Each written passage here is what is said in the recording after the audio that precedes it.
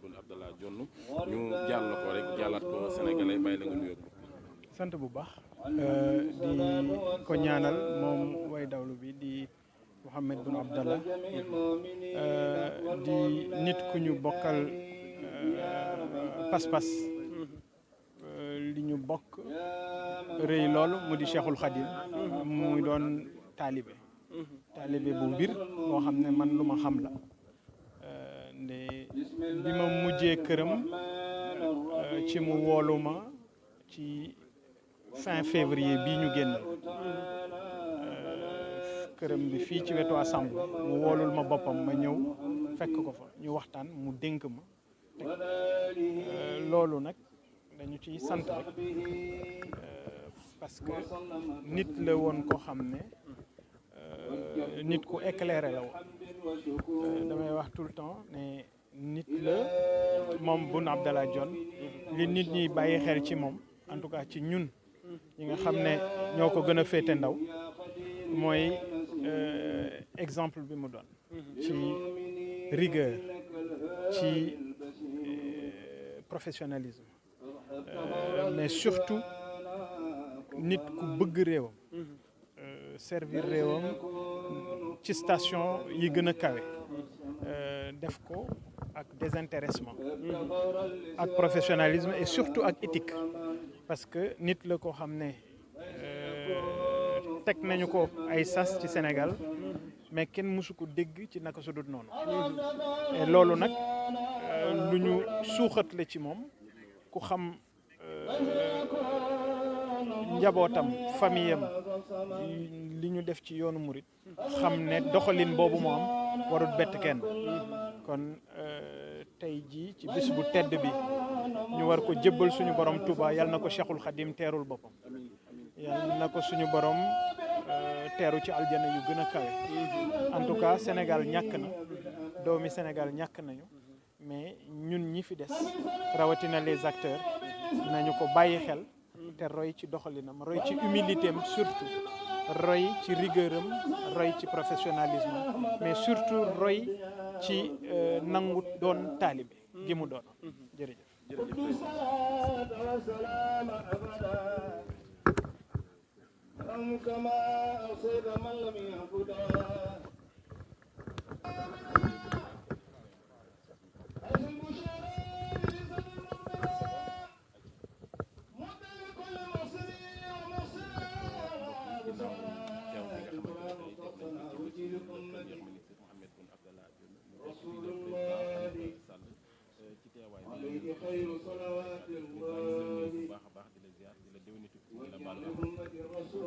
fay naa la di la déwéniti yal nañu yàlla nangul suñu koor li ñu fi tax ñëw na ñu nag moom a dëkk day bees rek mais du fi gëj waaw te nag mu doon koo xam ni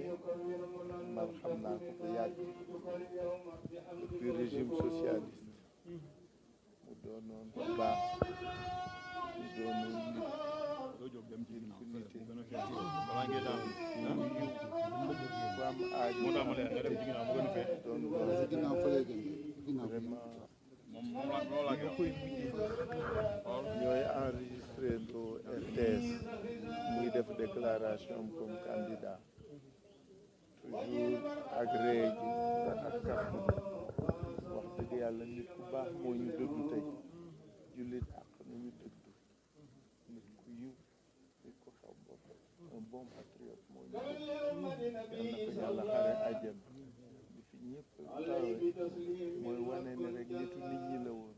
ku sekkoon ak ñëpp yàlla na ko sëriñam yi teer yal na ko yàlla xare àjjana amiin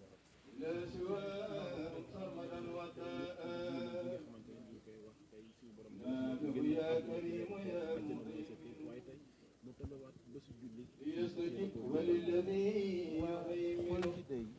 ci li ma ci xam xol bu rafet la jullit ak la nit ku baax feebaram bi ñu yàgg ak moom xam nañ li ko indi moo tax xol bu baax rek ko ko yóbbu amuñu xel ñaar ne àjjana firdaws lay tudd incha allah loolu lañ koy ñaanal yàlla ko yàlla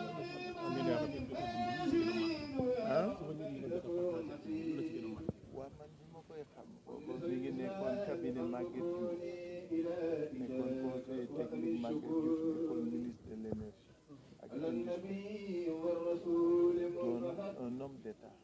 xam àdduna xam réew mi xam liggéeyam xam boppam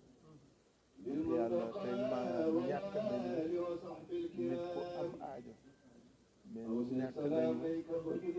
un serviteur et un grand serviteur de l'état yàlla ko yàlla xare tamit waaw premier ministre Mohamed Boun Abdallah Dionne yal na ko yàlla yërëm te xaare ko àjjana ñàkk nañu nit ku baax nit ku jub nekkoon itam koo xamante ni ku bëggoon réew taxaw Sénégal ci ngor mais aussi ci yokkute ndax bi mu nekkee jëwriñ bu njëkk bi premier ministre ak jaar-jaaram yépp dafa mës a wone loo xamante ni moom la ñuy soxla ci kuy liggéeyal réew moom la ñuy soxla ci homme politique maanaam def lépp jaarale ko ci yoon jaarale ko ci njub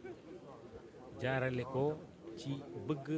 nit ñi di saafoonteeg ñoom di diisoog ñoom jàpp ni benn xel rek doyul man Mohamed Boun Abdallah Dionne xam naa ko ci ñaari d'abord anam benn bi en tant que journaliste ma dalal ko ay yoon ci sama émission ñu am ay waxtaan yu am solo yoo xamante ni dafa amal njëriñ réew mi beneen tànk bi aussi dama ko xam en tant que mag en tant que xarit en tant que njaboot aussi parce que ñi ma xam ci njabootam bari nañ ñenn ñi doon ay mag ñeneen ñi doon ay rakk walla ay jarbaat magam Cheikh Diop Dione ma xam ko bu baax itam ak soxnaam Nancy moom Mohamed Boun Abdallah Dionne ma xam soxnaam itam soxna Kati